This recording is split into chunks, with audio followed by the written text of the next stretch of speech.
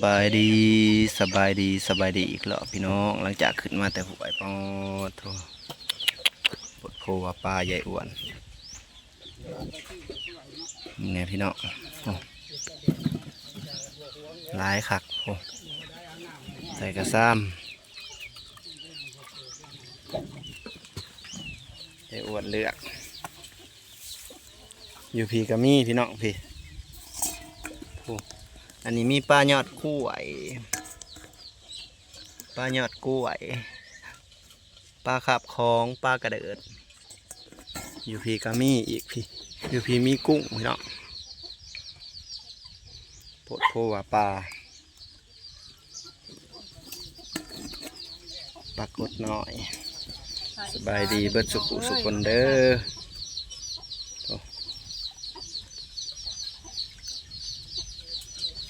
กับลุงซาแต่เสาคงเอากระบุกเนี่ยเนาะปลาจังเป็นงามตัวนี้ปลาข้าวมันนะแม่เกือบนะลายพี่น้องลายพอ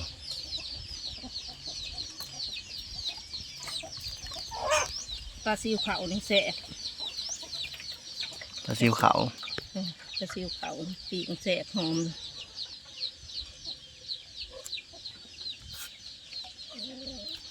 โพดโพว่าปลาขอนก่อนที่ซาเอา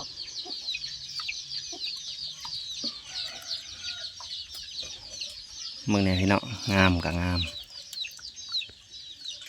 มอุ้ยสวยอยู่เลือกแล้วน้องพี่น้องพอบรรยากาศอยู่เที่ยงนาพี่น้องปลาบู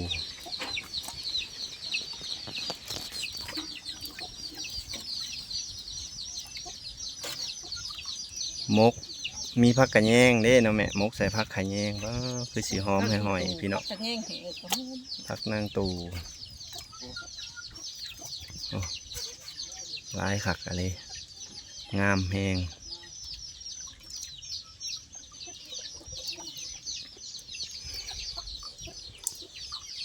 มันแรงน้ำหวยกระขอดพี่น้องลงไปสะเอาบาทนี่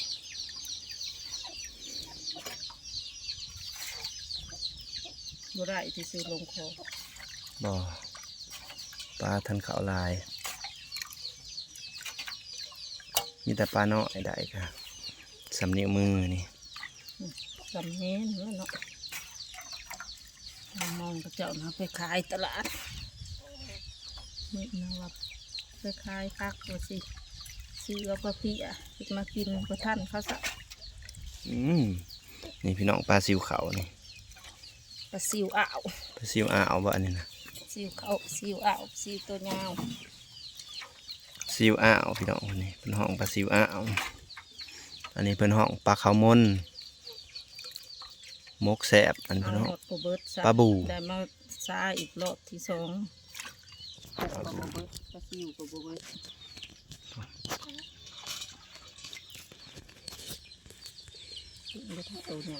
อยู่ผูกับปลาได้พี่น้อง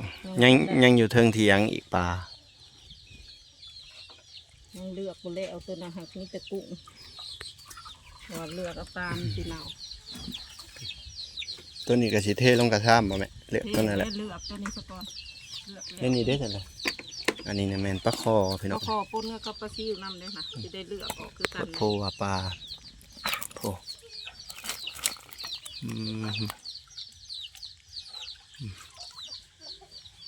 แมงตับเต่าได้ลายพี่น้องอะไรไฟฟ้านี่อันนี้ปลาใหญ่พี่น้องนี่ปลานี่มกแสบปลาสูตรอันนี้เลือกมึงโดเล่อันนี้ปลาสูตรน้อยคือกันปลาสูตรปลาขาวมนพี่น้อง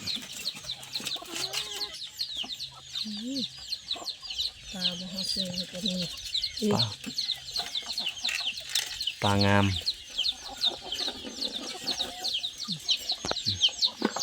ปลาดุก ปลาคอปลาดุกพี่น้อง เก็บใส่ของพี่เนาะปลากลม ปลาดุกเอียนก็มีปลากดก็มีปูขี้เล็กก็มีได้หลายพี่น้องเนี่ยกิน ไก่กระบุ ยังในนี่ก็ยังบ่ได้เอามาเด้อพี่น้องเด้อกินมกปลาทำกันเด้อมกแซ่บๆเนาะปลางามก็ดอกงามสวยๆพี่น้องเอ้ย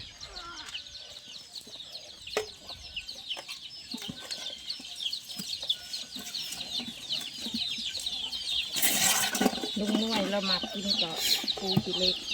โอ้แซ่บแต่เด้อนี่กระปูขี้เล็กนี่พี่น้อง ไปใส่ตำมะเขือ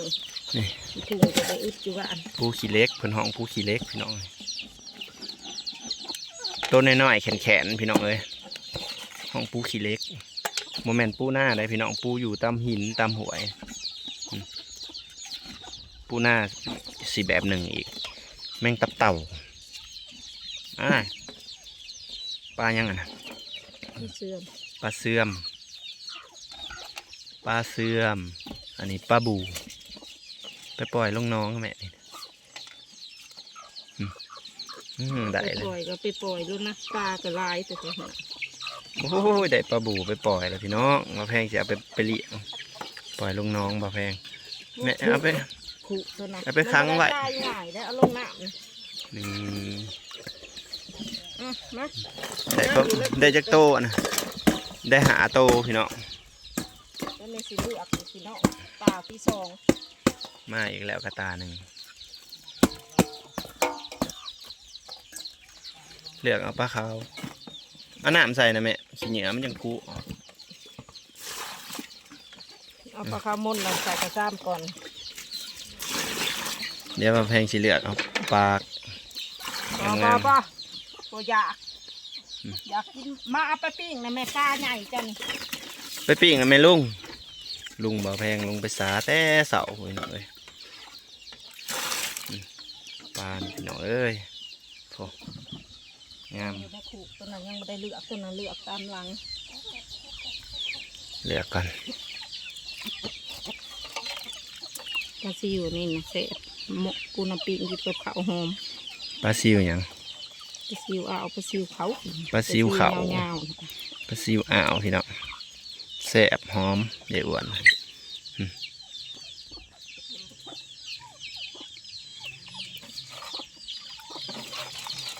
กินโรเบิร์ตตกน้องเลยเห็ดปลาแดกเห็ดอ้วน ปลาแดกอันนี้ปลากด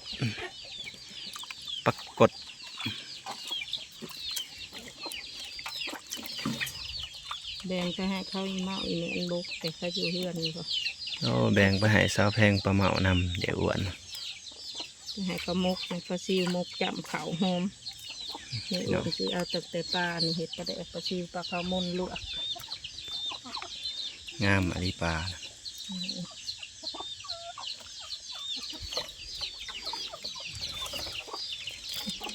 ปลาขาวมนนี่ก็แซ่บปั้นงามสิไหวแต่สิ เลือกเอาเด้อนี่สิเอาเมื่อบ้านจะให้เมานี่ให้เนียนนี่ให้ปลาหมก ปลาหน่อยเอาไว้ฟังสูงถึงพุ่นแม่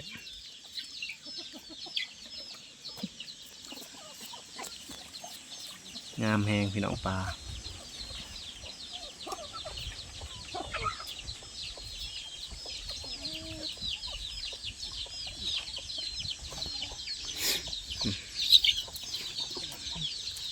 นี่ปลาซิวอ่าวพี่น้อง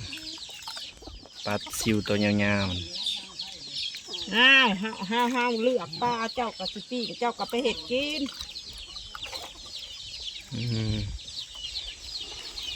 ตาแสบอุ้ยตกใจเบิด มันหลักมาแต่ทางใดเอาไป ตกใจเอียนเบิดพี่น้อง ที่ซ้ำดูดตีนจากมันหลักออกงามได้ ได้ลายอะไร เอาบ่เบิดพี่น้องคอมเมนต์ไลน์คนคิดนะได้กว่านี้ เอาบ่เบิด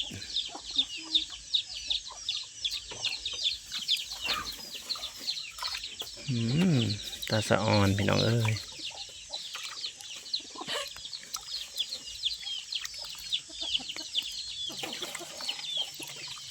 นี่ ไปเศร้าลงหลุมขี้เหงื่อปลามันพูอยู่เทิง ปลาหยอดกล้วยนี่พี่น้องมกแซ่บขนาดนี้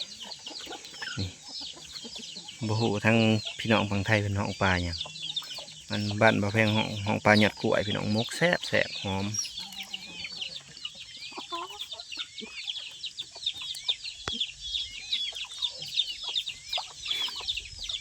เลือกเอาปลาซิวตัวใหญ่เมื่อให้เขามก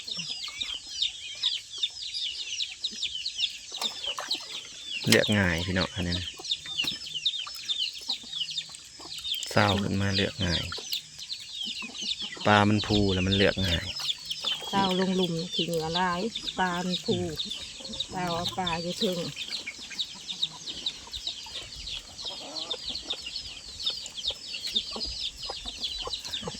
มันเมื่อมกจะหอมมันมกใบเขาหอม มกใบเขาพี่น้องเอ้ยแซ่บ กินกับข้าวเหนียว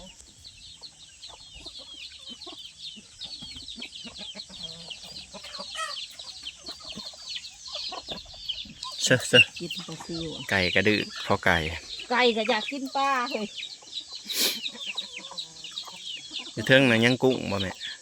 กุ้งเลยเลือกบ่แล้วปลากันยังบ่หลายๆดอกกุ้งมันกาบกินน้ำปลาซ่านลงเผาลงไปเก็บปลาเนาะเอาปลาขึ้นมาเมี่ยนข้าวลงไปเก็บอีกกันน่ะก็ยังเอาบ่เบิดสองคนตะเปียกเล่นขึ้นมาสวนส่งเบิ่งสวนมาเลยงัวเขา4-5โตเลย งัวเขาสวนพงงัว ไข่แตงแต่มักถั่วฮะก็กำลังกินมักถั่วก็พอได้เก็บได้เล่นว่าสิเขาไปขายมื้อนี้ก็บ่ได้เขา เลือกเอาปลาข้าวมุนไปมกแซ่บมกใส่ผักขะแยงผักตู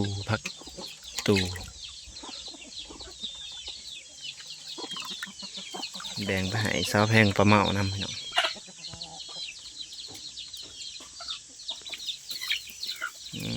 หลายคักหลายเนี่ย มันตายอยู่ในกระตาแต่ โอ ละ เคพี่น้องมาแพงสิขอจบคลิปสันเด้อสิได้แบ่งเมื่อให้ปลาเมาสาวแพงน้ำพี่น้องไปให้เพิ่นสุเพิ่นมกได้หลายมื้อนี่แบ่งให้พี่น้องกินนำกันปลาเมาสาวแพงคนละห่อเลยมื้อนี้ปลาเมาสาวแพงบ่ได้ไปคอยหากินดอกพี่น้องปลาเมาสาวแพงอยู่แต่เฮือน ขายของฮอดบ่มีเวลานะไปหาอยู่หากินน้องบูมก็ไปโรงเรียนมื้อนี้พี่น้องปลางามแท้ๆไว้สวยได้ก็ฝากกดไลค์กดแชร์กดติดตามให้ในเด้อพี่น้องเด้อเฮ็ดเมนูหยังน้อจังสิแซ่บพี่น้องคอมเมนต์มาดูโอ้ปลานี่นะมกบ่หรือว่าอุปลาหน่อยก็เห็ดปลาแดกได้ปลาแดกกินนะพี่น้องเลย